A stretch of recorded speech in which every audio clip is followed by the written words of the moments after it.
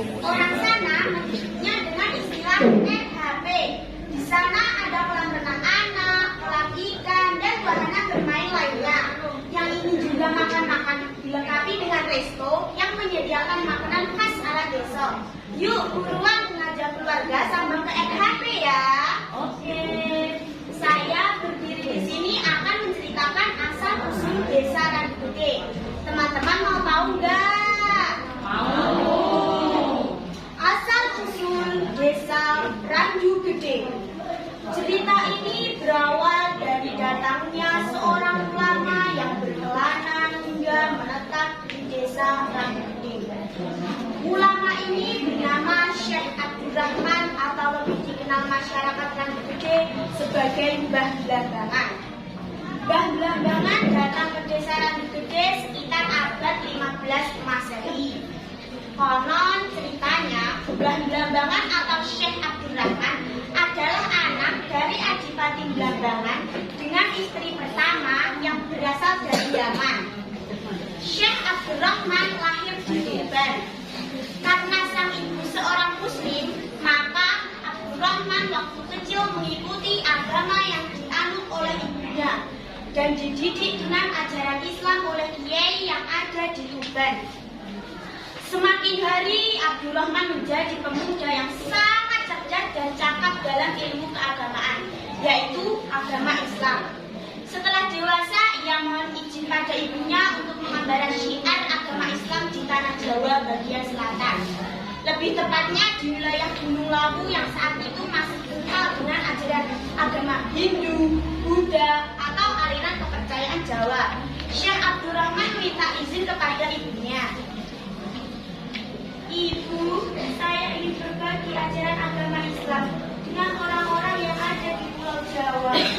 Untuk itu, saya meminta izin kepada ibu untuk berkelana menyiarkan agama Islam.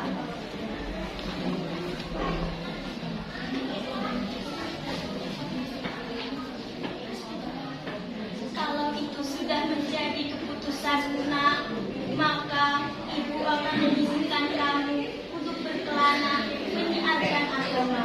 Semoga ilmu bermanfaat bagi kita semua.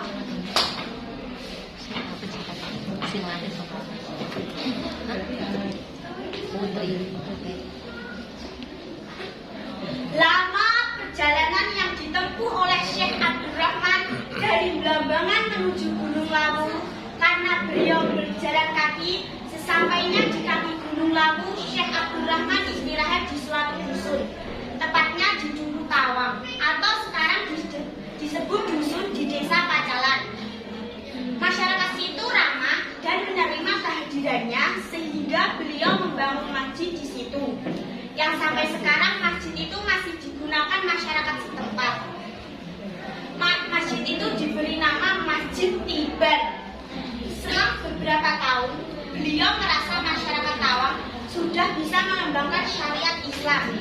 Kemudian beliau pamit kepada para santrinya untuk melanjutkan syiar ke tempat lain.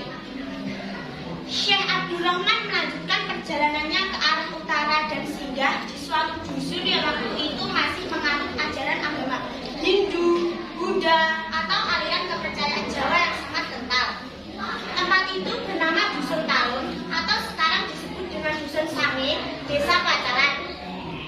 Beliau di situ mendirikan masjid dan syiar di tempat itu. Karena jasanya masyarakat setempat dan sekitarnya, beliau diberi gelar Sunan Tawang Talun. Sunan Tawang Talun tidak terlalu lama tinggal di Talun karena warga Talun sudah banyak yang berburu pada beliau saat tinggal di Tawang.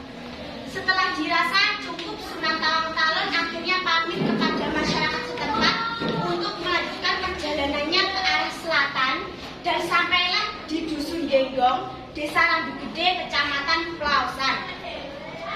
Pada saat Syekh Abdurrahman sampai di Genggong, masyarakat situ belum mengenal agama Islam. Masyarakat hanya mengenal Katitayan Jawa. Untuk dapat mendekati masyarakat Genggong dan sekitarnya, Sunan Tawang Talun menetap di bukit kecil timurnya Genggong atau Makam Dukuh. Beliau tinggal di bawah pohon randu yang sangat besar. Beliau dengan sabar membimbing masyarakat